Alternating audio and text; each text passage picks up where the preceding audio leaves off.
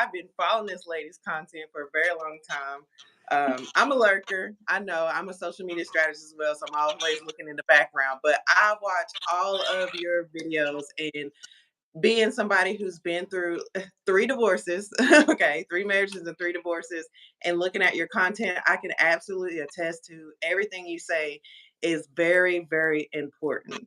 So if you could just introduce yourself and tell us about yourself and your content, and then we'll just get started from there.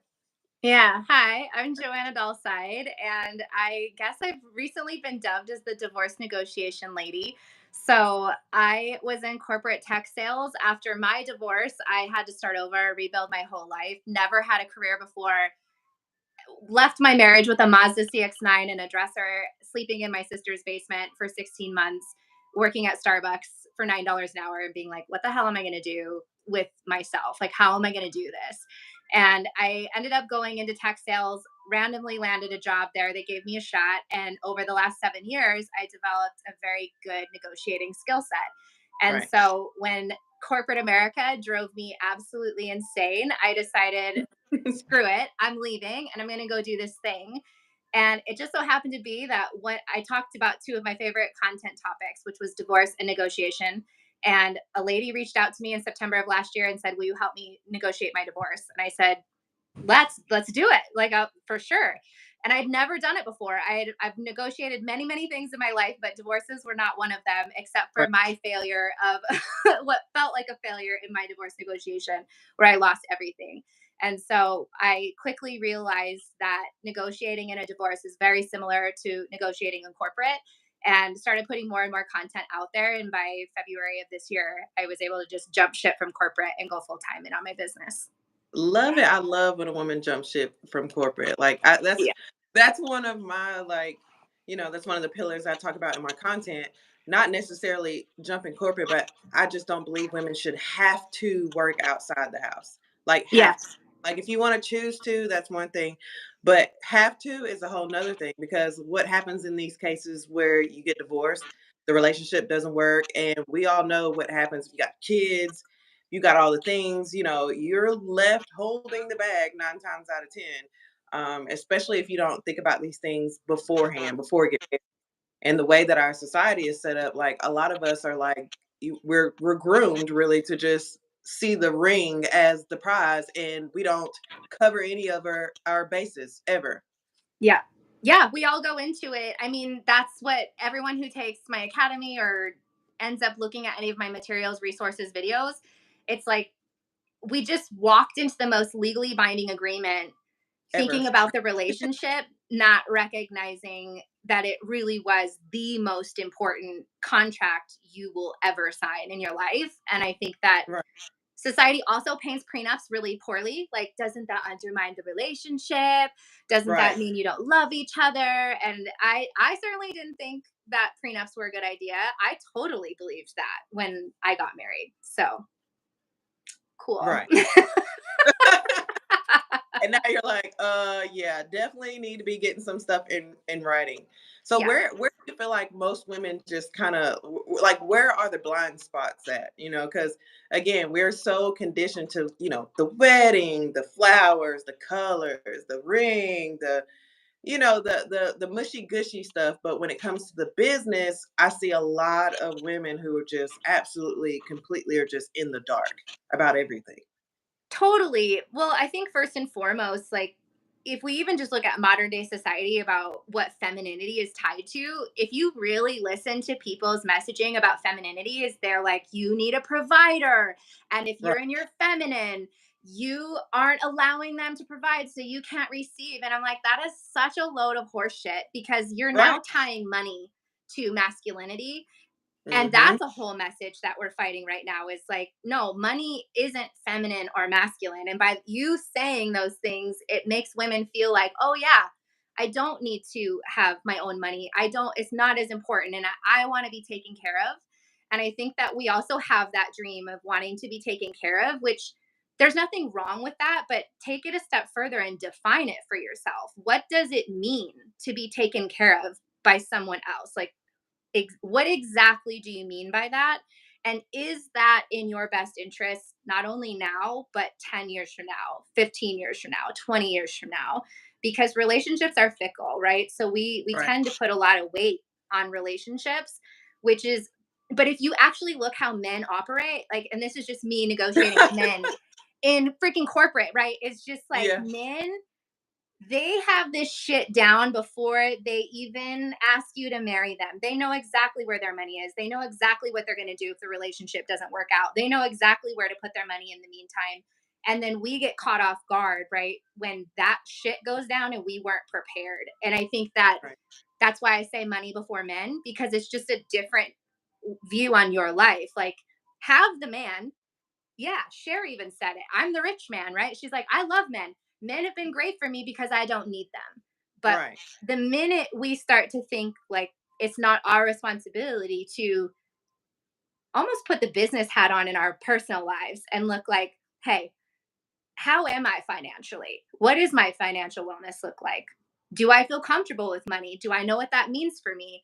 Long term, if my husband died tomorrow, what would that look like? Just being practical about the relationship, which men are. They do that. They think like that. So it's helpful when we put that hat on ourselves in the relationship, in dating, in recognizing early on that hard conversations need to be had, and then thinking more proactively. Like if you were to have a kiddo, right? Like if I have a child and I stay at home, do I get a stipend every month? Do I get a salary? If we get divorced, do I get a lump sum payout for my domestic labor? Like, even just thinking that outside of the box, I think is a good way to start the conversation.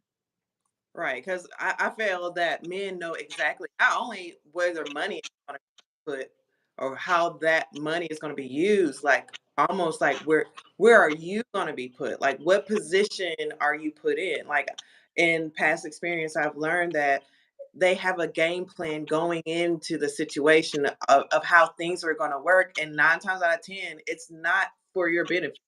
Like Yeah. it's for their ease of life, for their comfort, for so they don't have to work as hard. But at the end of the day, you're just sitting there, just like you know, these conversations are not had.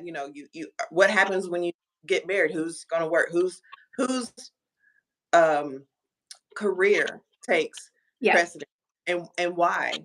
You know what Yep. I'm saying? So that is a huge thing that I think we should pay attention to. And what I try to teach women is I don't care if you have a provider, if you're looking for a provider. Like I actively look for a provider if I'm going to be in a relationship just because of past experiences. And I just know that it just does not really work out in our favor otherwise. But at the same time, you need to have income streams running in the background.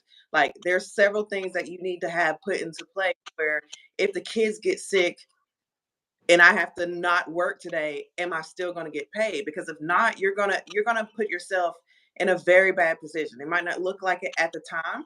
And I like to tell the women this, just because you're able to make a Target run whenever you feel like it, and you can go get your Starbucks every day and stuff like that. What about your retirement? What about, again, like you said, if something happens to him, passes away, he leaves tomorrow, he decides he wants a younger version of, he goes through his midlife whatever, it's always all up in the air. But Yep. what are you going to do, because so much of our time is spent on unpaid labor? Yes. Okay, so we feel like almost they put us in a position where it's like it's a mind game where they have us feeling like it's some type of privilege to give up all these things, to give up your financial autonomy, to not have to, be able to think about the things that actually benefit you financially and things like that. Like it's weird. And then having those conversations, like I've gone viral a couple of times on TikTok. And I know it's because I've said things like, hey, being a stay-at-home mom privilege. Like that is a financial partnership. You are at home doing things so that he can go to work, not have to think about things. Like as a Yep. single mother, there's time I can't even go to work before I pay my nanny. Like Yeah. Yeah. I can't even get up and go to work before like these things done. Before I can get up and try to provide for my family, I have to feed people, cook, make sure there's groceries, make sure everybody has clean clothes, make sure teeth brushed and washed and baby is changed. Just to be able to get up in the morning and go and not have to worry about any of that type of thing. Like your income potential, it automatically like triple and Yeah. quadruple. Yeah, decision making alone, right? If you think about how finite our ability is to make decisions in a day, and decision fatigue is real, I think it's something Oh, that single mothers struggle with so much because everything's on your plate, right? You are the CEO of your life in every arena and you are making those decisions. So by the time you get to work, right, how many yeah, decisions have you made? like And then think about not having to make one of those 20 decisions that morning just before you hit the email and start talking to your VP, right? So I think that it's absolutely like I love the take that you have on that because it we have to flip the script of what and how we see being a mom, being a woman, right. being a breadwinner, right? Because we do take on so much other load, emotional load and domestic load, and it's rarely fair or equitable. Yeah, Unless you have a very conscious relationship where you have negotiated those rules and boundaries in place, which I definitely advocate for too, is go into the conversation and be like, what does it look like if our kids have a sick day? Are we switching this back and forth? Like negotiate that for yourself ahead of time. And then in your partnerships too, right? It's like even post divorce, Emma living apart together, gal forever. It's like I'll live in my house, you live I'm in your I'm house. figuring it out Yeah, right. yeah. I think maybe just at least for my child rearing years, because it's just a lot. Like we carry so much. Yes. And I think it's okay to want the relationship, to desire the relationship, but what lifestyle works for you that maximizes your income earning potential, right? Like, how can I make the most money? Well, it's not living with a man. I can tell you that. Like, it No. just sucks your energy sometimes. As much as they bring to you, it's just extra. So, Right. I'm just a big advocate for put yourself first in all of the arenas. Like, how do you make the most money? How do you become the most aware human for your kids, for yourself? And then how do you get the love that you deserve from your partner and advocate for that, managing all the pieces of your life, right? Negotiation. Just don't jump into the relationship just, oh, with the butterflies and the stars in your eyes, because that quickly dissolves. I'm telling you, literally tried it 3 times thinking, hey, there's something wrong with me. That is normally the thing. Oh, there's something wrong with you, blah, blah, blah, blah. Oh, this is really an issue. Like there's no energy left over for anything else when you have somebody who feels like the world revolves around. Like, you know, Yes. it's really hard to maintain that in these days because I mean it's hard out here. Eggs cost like $8 a damn carton. Like milk is like $6. Gas is constantly going up. The housing price, like I paid $3,000 for rent. I have a property that I pay a couple of that grand on for a mortgage. Like we're living in la la land here. Like there's nobody here that is living for free that is not having to put in some type of work. And when the majority of your spent doing uncompensated labor, whether that be physically, emotionally, with the kids, with the household work and all that type of stuff, like it leaves you feeling really just, almost childlike, kind of like I'm stuck. Yeah, yeah, that negotiation, to me, I think what the most empowering thing to me about negotiation is that it gives you permission to unmute yourself because I think a lot of times we don't want to disrupt the relationship or like it's just a thing that we do. We just go through it and we're like, we'll figure it out later. It's like, no, we're not going to figure it out later. We're going to figure it out right now. And we're going to have the hard conversations that are very direct. And I find that direct communication and direct questions, like even just sussing out what the relationship is, like when I coach clients and they're going, I don't even know what this is. I'm like, then you ask. And they're like, Right, what if they don't want to say it? And I was like, then you tell them that they can call you when they're ready to have a conversation because right, your time, your energy, you deserve to know. Right? You deserve to know where you are, where you stand, and what you want, but you do have to tell them what you want. So it doesn't you don't always have to ask, where are we? You can say, this is what I want. And if they can't give it to you, bye, right? right. Negotiation always starts from square one. It is the first conversation you have with people. You're teaching them how to treat you. And it's important to break rapport with people and check them early on because if you don't, they don't respect you. And so it's like, you have to back up the train so far. And it's mind blowing what happens in your life if you start to practice those things. Right. One thing I would love to see women drill down on, because, like you mentioned earlier, so many women are looking for that provider and that man that is gonna, so they don't have to work. I recently had a partner say that he wanted to make it so that I could choose whether or not I wanted to work. And I was like, okay, so what does that look like to you? Because if I am I going to choose to be compensated for my work, or am I gonna choose to be working for you for free?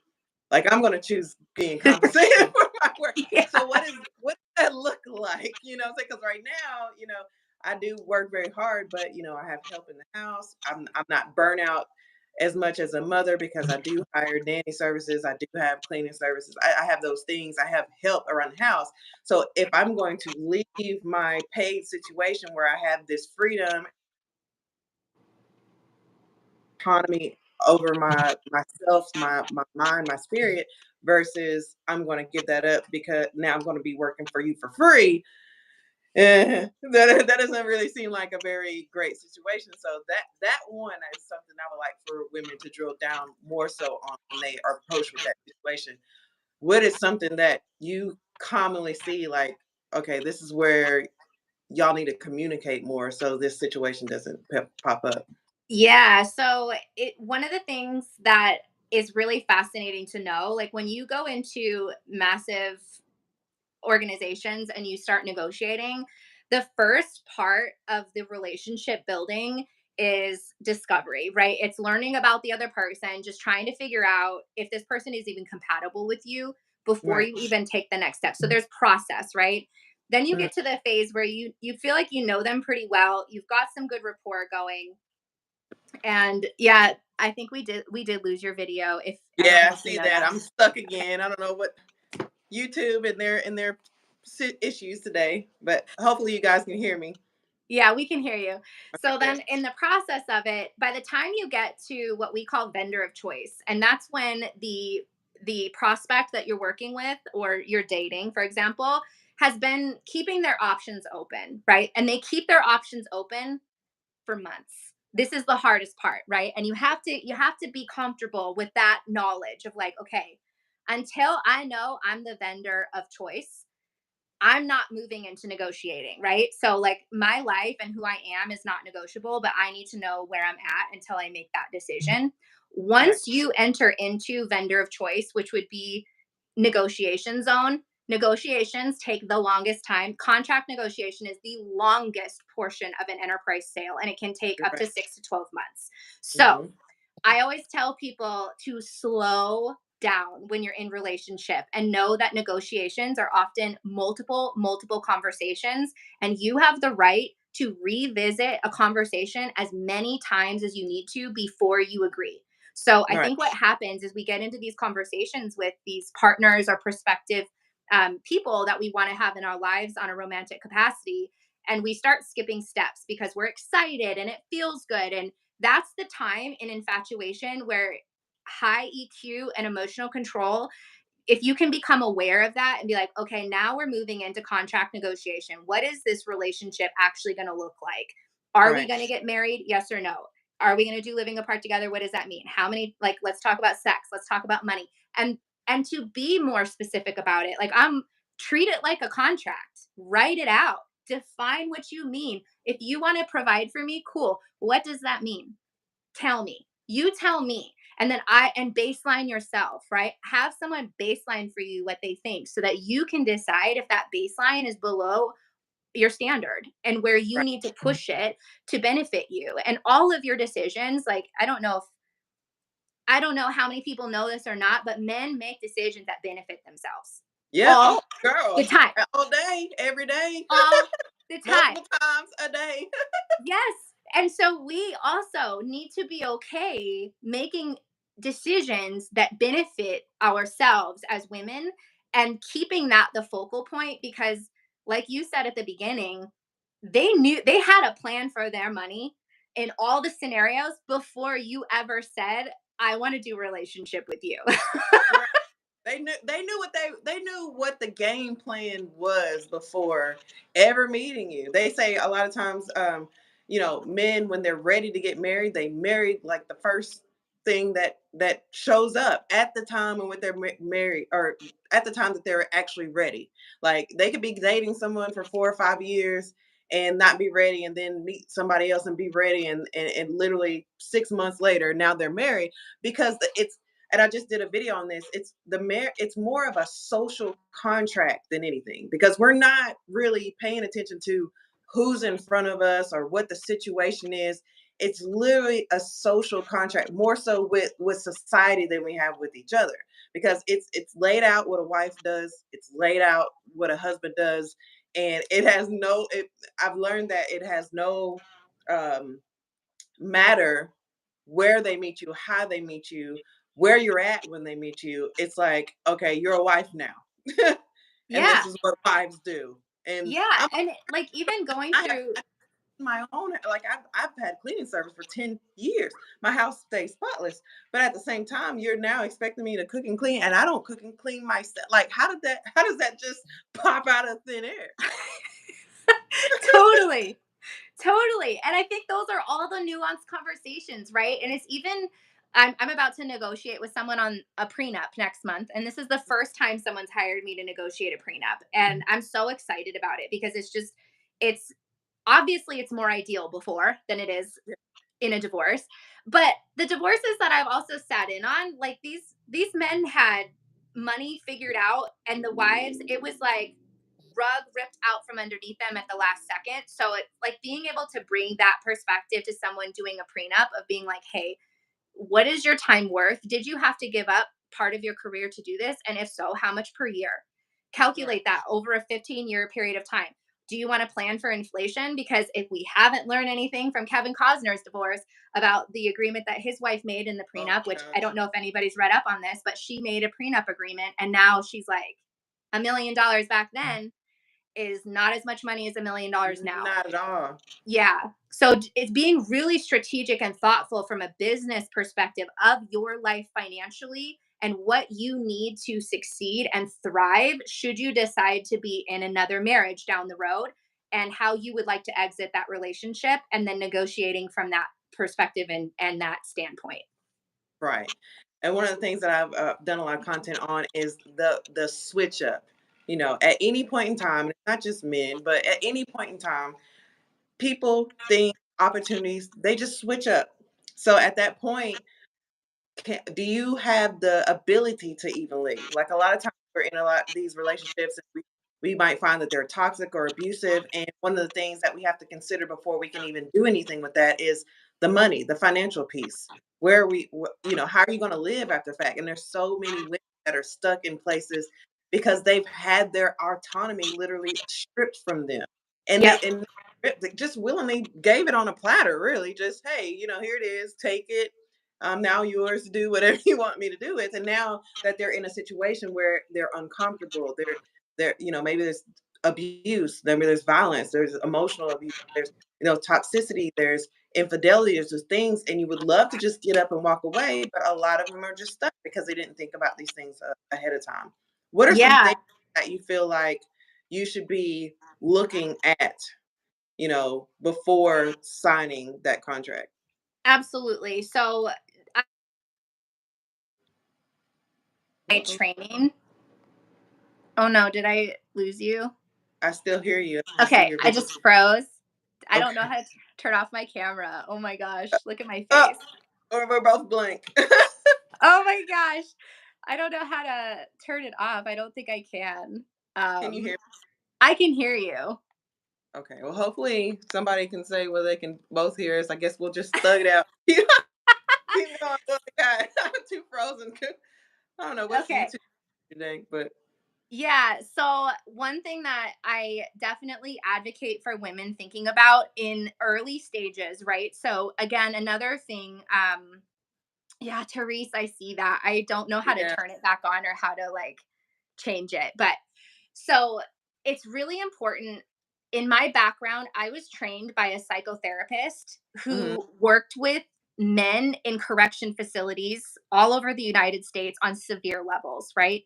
And Hmm. he was the one that trained me how to negotiate with manipulative personalities, or how to at least suss it out way before you are in deep water, right? Right. So I think it's important that slowing down, first and foremost, is what you need to do in any relationship, because they can only fake it for so long.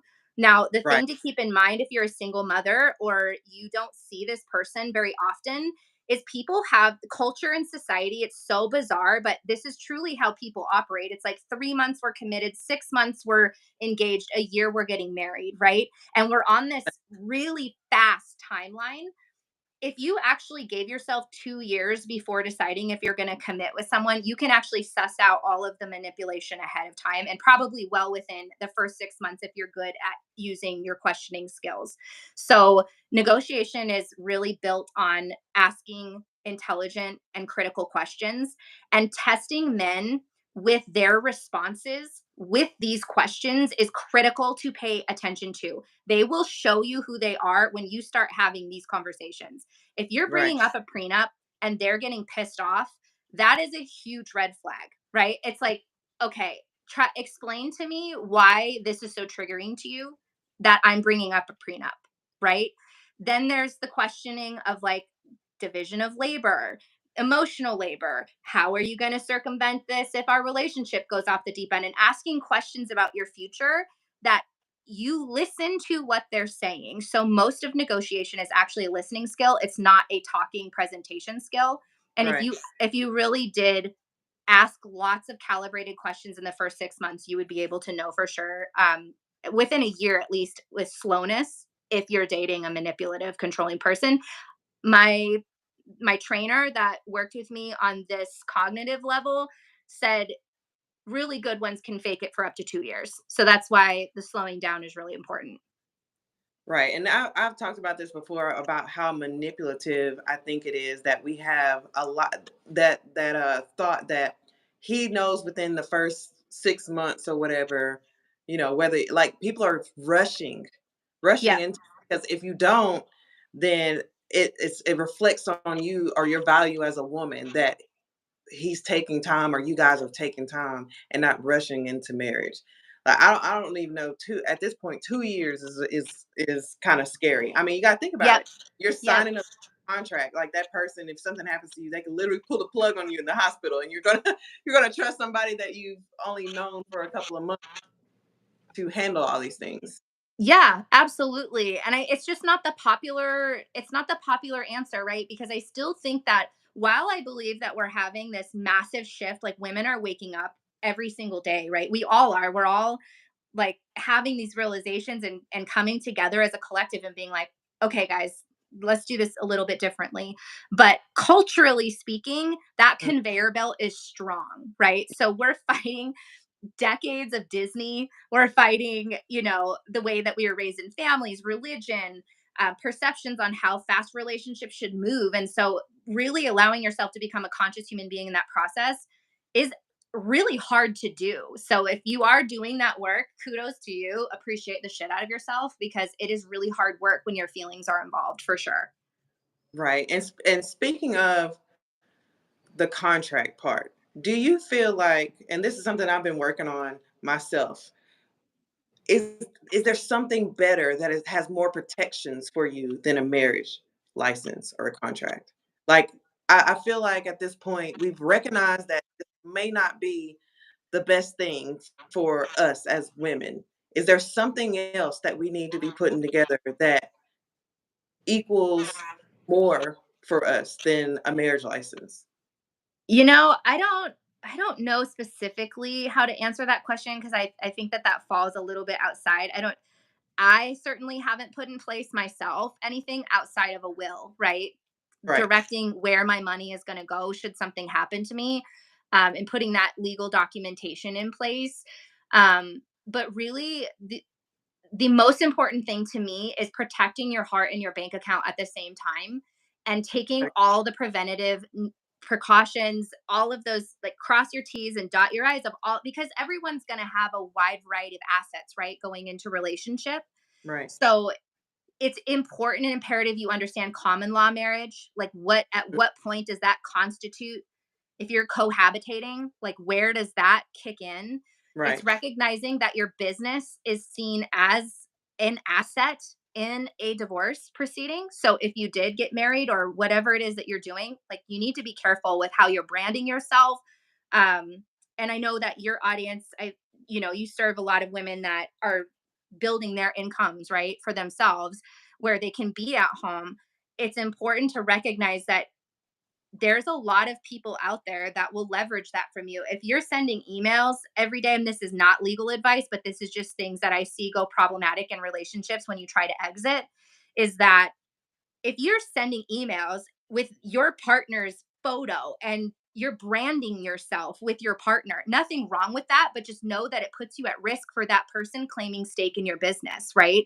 So for me, I'm always looking at how can I protect myself, my assets, my income earning potential at all costs. And I would negotiate that in any arena, whether it's in the government legal contracts or if it's in a living apart together relationship, setting expectations, direct communication, prenups, common law, like anything that could potentially create issues for you with your income earning, you need to be aware of and you need to do your research. I always found it weird that we don't really have those. Like the only contract that we feel like trumps everything else would be the marriage license. Because if you're starting a business or you're opening up business bank accounts, you're starting trust, you're doing those things, or you're buying houses and stuff. Like so many times, I've heard a lot of women say, "Well, my name is not on it," or the business has been established, but I'm not, you know, I'm not on the board. I'm not, I don't have any type of percentage stake. Like, can we talk about that a little bit? Like, what are some things that you should be watching out for if you found yourself, maybe you don't really realize it yet, that you're maybe with a manipulator, because financial abuse is a thing. Yep. And I feel a lot of that is financial abuse. Like it takes your labor. A lot of times it takes our money, and we're starting these businesses, and we're just kind of letting the marriage license be a blanket for all things when you could just put your name on the contract. Yeah. So I think that it's important to know when you have assets that your name should be on the asset, right? Especially if you're contributing to that asset. I would never let No. somebody have an asset where my name wasn't on it. Right. you know? It's confusing. So there's that. And you're right. Like there's many things that we do where I think as individuals, we have the tendency to take the passive seat. And anything that you acquire, that you're building, that you're creating for yourself, you need to be in the driver's seat and you need to be strategic about that. And you need to wonder why, also asking the questions, why would this person buy an asset and not put my name on it? Right. Like that, to me, like that in and of itself would be a huge sign of disrespect for me as a person, right?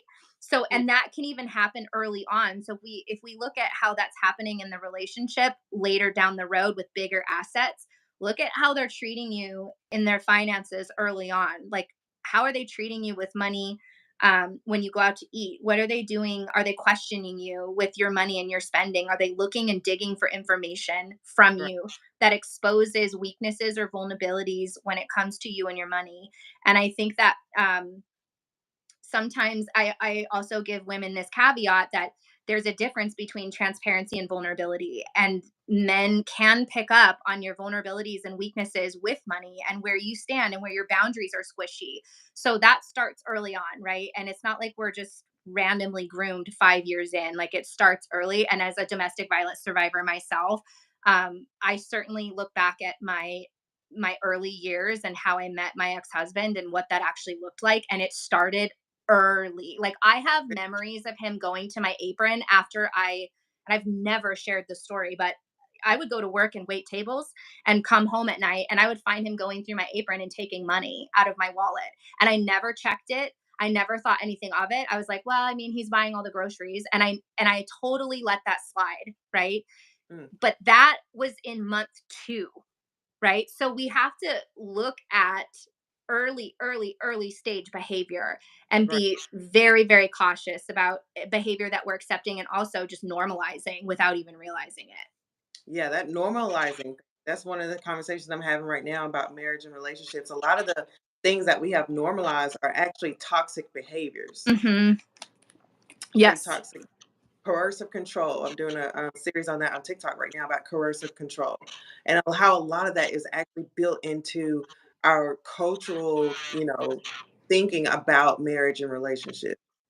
And Yes. when it comes to money, I mean, our resources are just our time is just being devalued more and more and more as far as like inflation and things are concerned.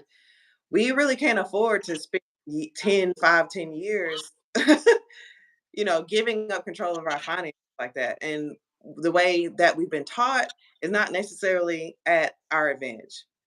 I'll just Oh, I mean, this is patriarchy to the T, right? right, Like like we just were not taught to push back. We're taught to take what's handed to us. And so I think that's the other thing that I think understanding why explicit communication and self-advocacy is so critical, and to be unapologetically so. You know, right, when you stand in your truth as a breadwinner and you're like, it is not safe for me to not breadwin. Like, right. it literally isn't. I don't see a benefit. I Mm, don't see a benefit. I see a benefit to having someone that has a really solid career that could add to my life. But right. I don't personally, and I can't make this decision for other people, right? Because we all value different things.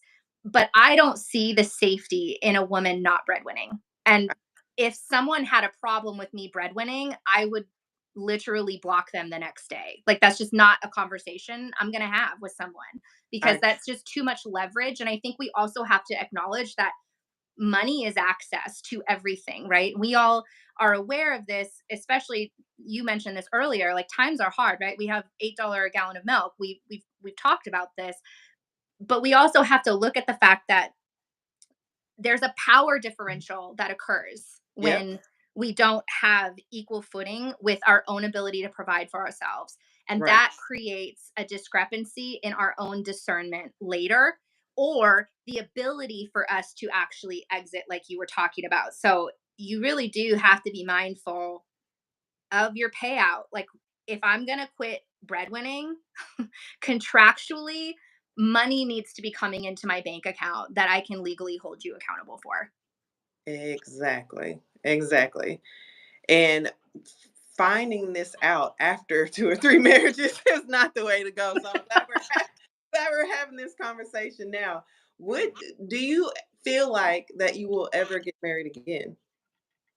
You know, I've thought about this so many times. I don't think it's hard because I never want to say never. And I've Right. grown so much as a human in the last 8 years since I got married.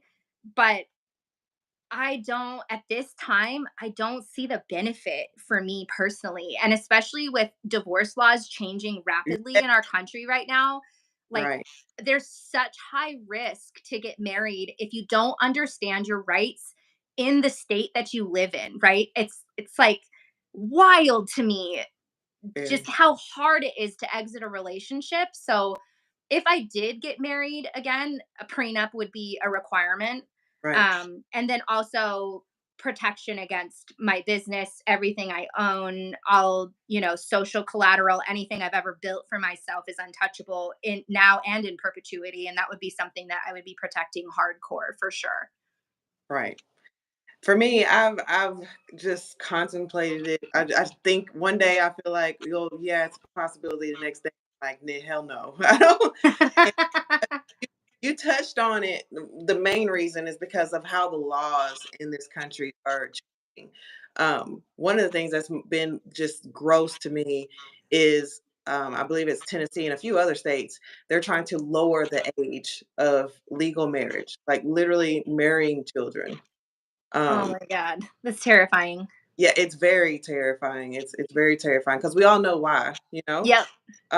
So for me, it's like a thing of what happens when I get married and they change the laws because now we're binded to or bound to a contract with the state and the state changes its laws.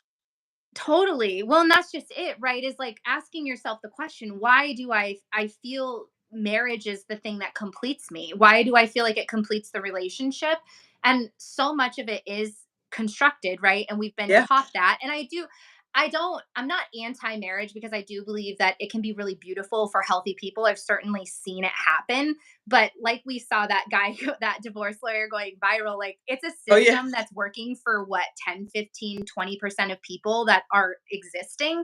So that 80% of the time, it's not going to be healthy for you or serving of you and your goals and what you're wanting to create for yourself, because really we can create anything for ourselves in terms of relationship and how that's set up. You just have to negotiate it. And I think that's the other piece of, like, marriage is all of these pre-negotiated rules, right? But when you step outside of the system of marriage, now you actually have to negotiate the rules because there are no rules. And you right, have to create like what could be chaotic between two people.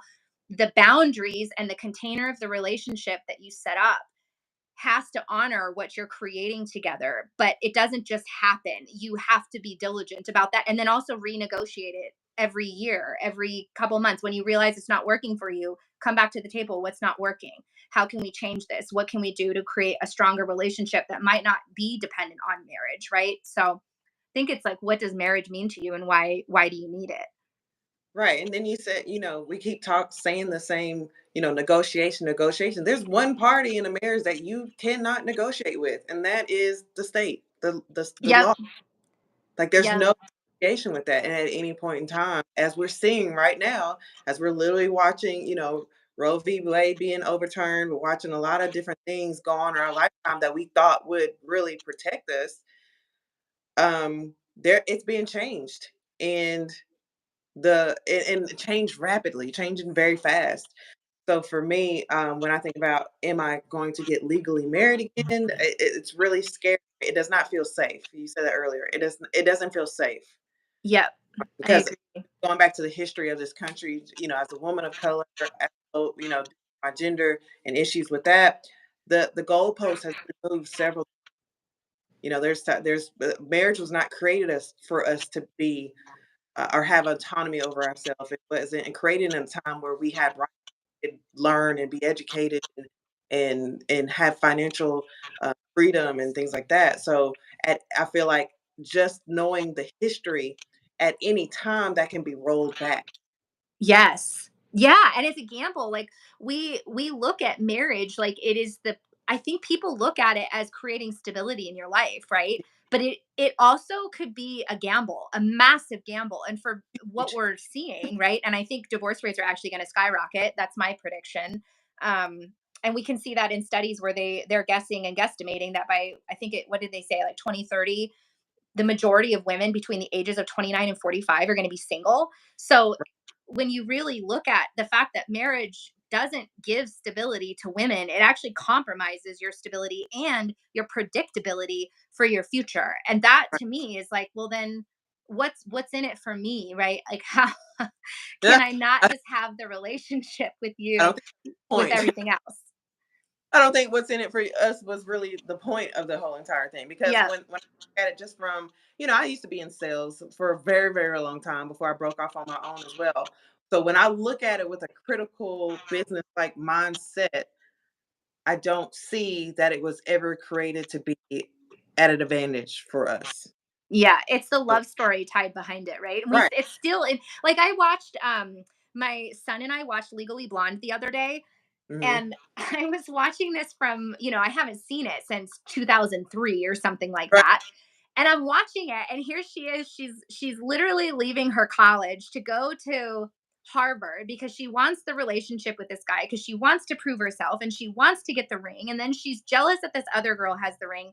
And I'm like thinking to myself, this is the story that we heard from the age of birth, as far as what marriage and relationship is. And I mean, if you really think about it, movies didn't stop or at least shift, because they haven't really stopped, but shifted the narrative on relationship until pretty recently. So Right.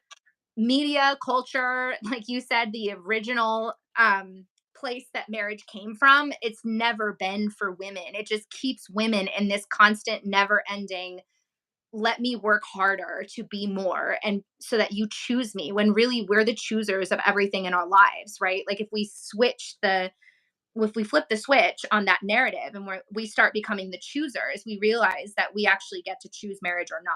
And it's not just expected of you. And that's not just the next step in a relationship. Right. I really had to really do some soul searching on that and to break it down. And what I came up with is, if there's so much manipulation, if it's got to be a system around it to drive you towards something, then 9 times out of 10 it's not a beneficial to you. Yes, Like, absolutely.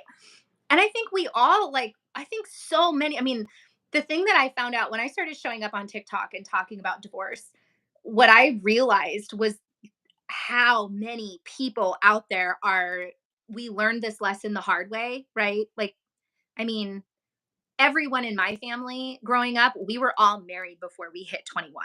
And there's yep, four of us. yep, So that was normal family culture for yep. me.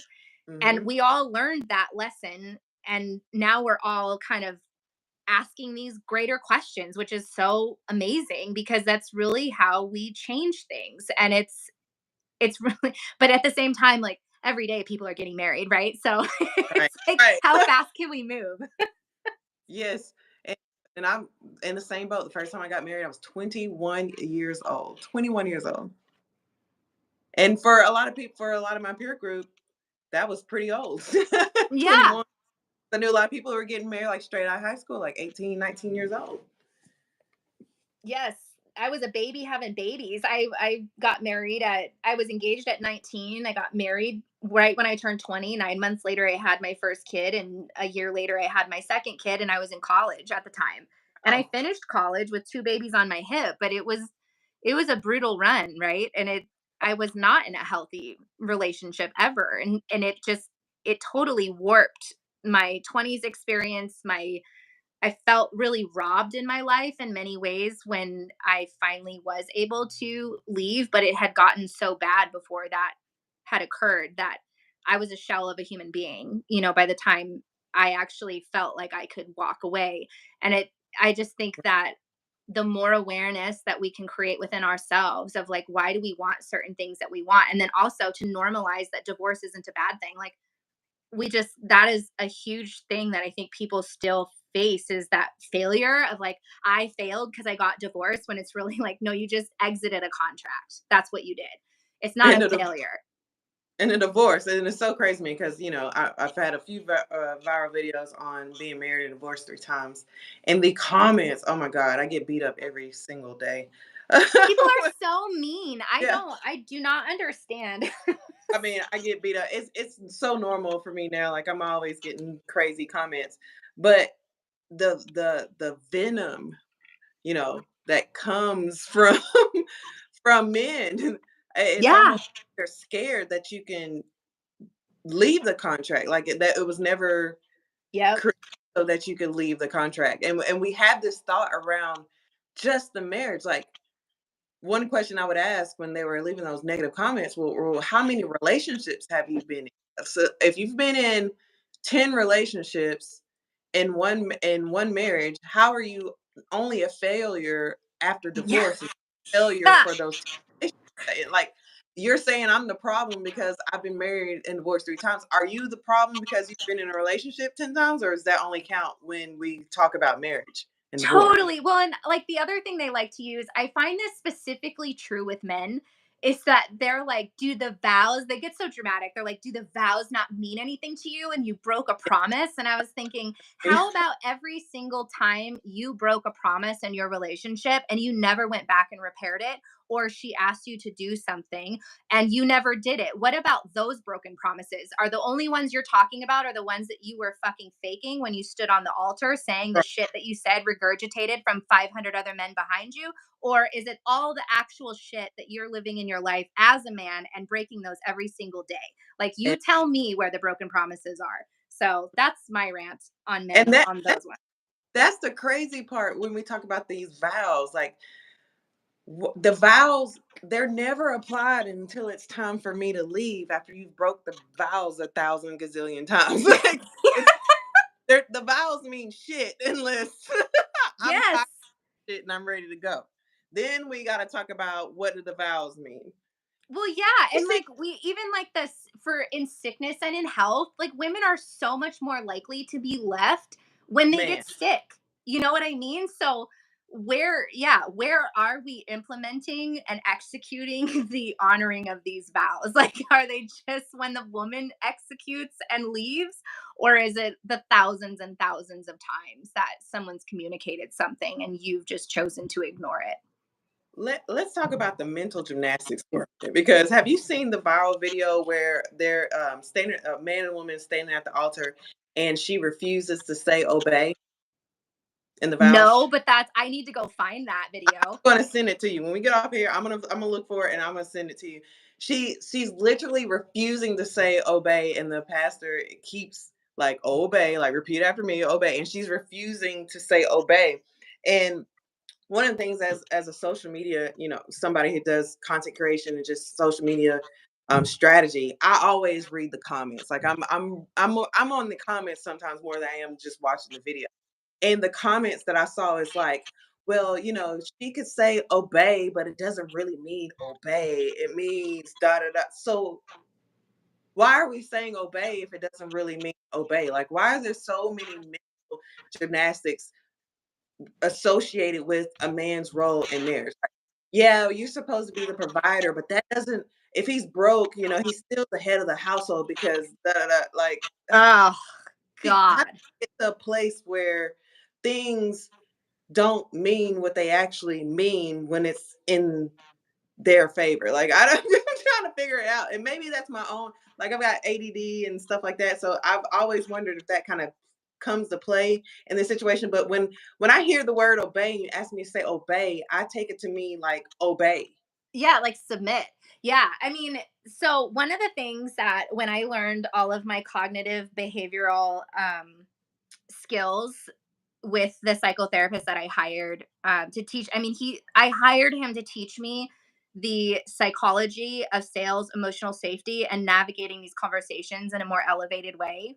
Hmm. And language really matters. And I Yes. think that a lot of times, like when you hear the word obey, like I just want to watch that video because what you say actually matters because it's a deeper root of what you actually mean.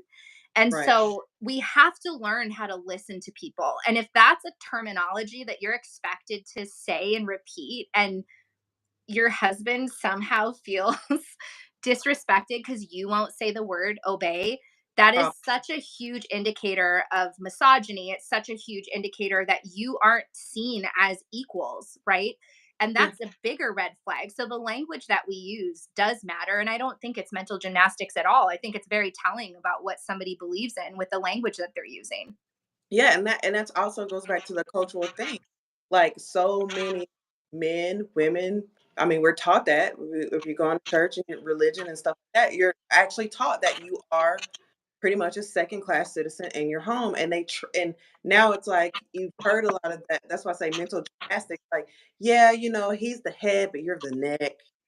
Oh, oh. It's like, girl, like you're trying to say Yes.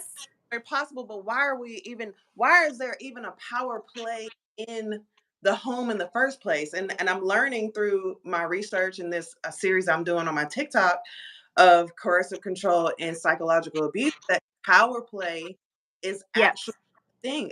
It's an abuse tactic. It's a control tactic.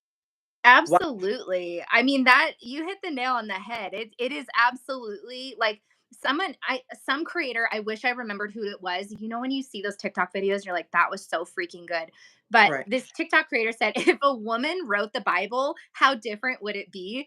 And I was thinking All that. how, like, yeah, because the whole thing was written by men. So of course they're like the man is the head, right? Like how insane is that? It's absolutely insane, but I get that there's a lot of people who are born, I mean, I was born into the church, right? My parents were pastors and I call it Christianese. It's a language that you just grow up learning and you just accept it and you're singing songs about it as a Right. child and you all of a sudden you're like, yeah, this is how the world works. And then when you step out of that matrix and like for me getting divorced, I felt like I broke the cardinal rule you were never supposed to break. And then I recognized, oh shit, like what if all of this is made up? And I remember having that realization, and I had not had that realization before in my life because I was born into it. So it's crazy that there, and then there's pressure. This is the other part. It's like the pressure from the congregation and the community to Yeah, conform and to go back. Like, you should say obey. Why didn't you say obey? It's like now you're being questioned by people that are supposed to love and care about you because you've stepped out of the line, yeah. right? I recently had a conversation um, out, and guy was talking about how they don't use the dishwasher in their house, and I was like, well, I use a dishwasher. That's really weird to me. Why so many men never use the dishwasher? And, and 9 times out of 10, because they're not washing any dishes. And I was like, hey, that's not something I do in my house. I use dishwasher. He said, well, not in my house. In my house, you would wash dishes by hand. And I was like, that's really weird. I could just put them in the dishwasher. Well, not if I unplug it, is what he said. And I was like, Wow. unplug like, okay, I would probably at that point just call a plumber, because he was insinuating that if I unplugged it, you wouldn't know the difference. And I was like, no, I'd probably call a plumber and they'd probably come see that it was unplugged. And he was like, well, then I would choke you out. Whoa. If you called another man in my home to fix something, I would choke you out. And I said, wow, you're pretty controlling. He said, Yeah. well, do you believe in the head of the household? I said, no, that's religious dogma. I believe in leadership qualities, and controlling somebody in the way they do things is not a leadership quality. Well, yeah, and that's religious, like that's spiritual abuse, right? To take a term of like head of household and then use it to you not being able to use the dishwasher. Like, That's what so insane. Like that is insanity, and is it is absolutely abusive to do that to somebody. Like and there's there's literally no other word for it than that. he was offended when I said that's really controlling. He controlling. Why would you call me that? I'm like, dude, you literally said you were going to put your hands around my neck, and I still didn't have an emotional reaction as you did when I said you were controlling. That is controlling.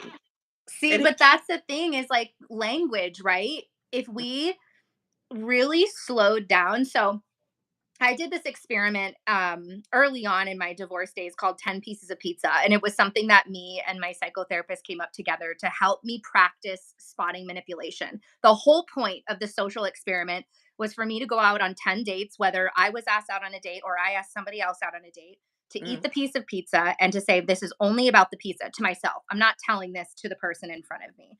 This right, is only about pizza. And I would go and have these dates and then go back to my therapist and sit down and deconstruct everything they said to me and tell him what I heard. And by the 10th date, by doing that, I totally could spot manipulation in the first 15 minutes of a conversation, right? right, And I think that that's the thing that if you look at it as a skill set, right? Of okay, I'm going to challenge myself to listen to people and to believe what they say at face value and yep, not constantly give them the benefit of the doubt in their words, right?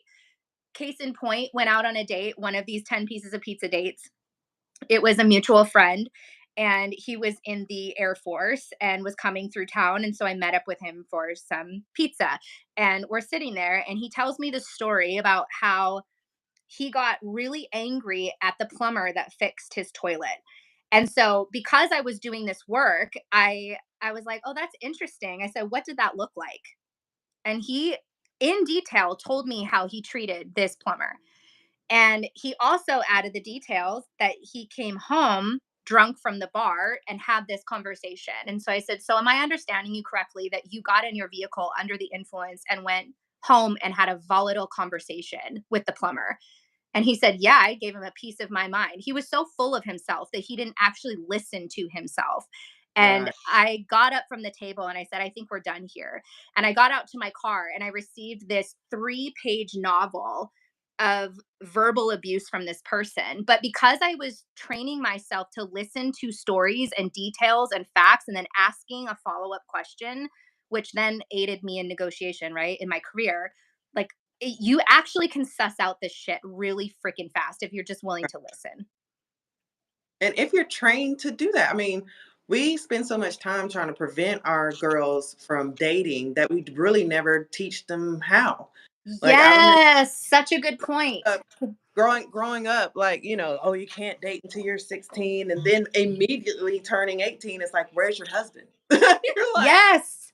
did we skip a few steps here? Like, you didn't teach me anything. You wanted me to stay away from boys, and you didn't want me to do. And now you're like, where's your husband? Well, what tools did you give me to effectively choose a partner? No. Absolutely. And like the thing that I always teach my kids, and I have three boys. It's such an interesting experience going through motherhood with three boys and then being the person that I am. Like Yes. sometimes it's like I have to circle back for my kids and be like, how do I raise you with more emotional intelligence and compassion and outside of the patriarchal view of men?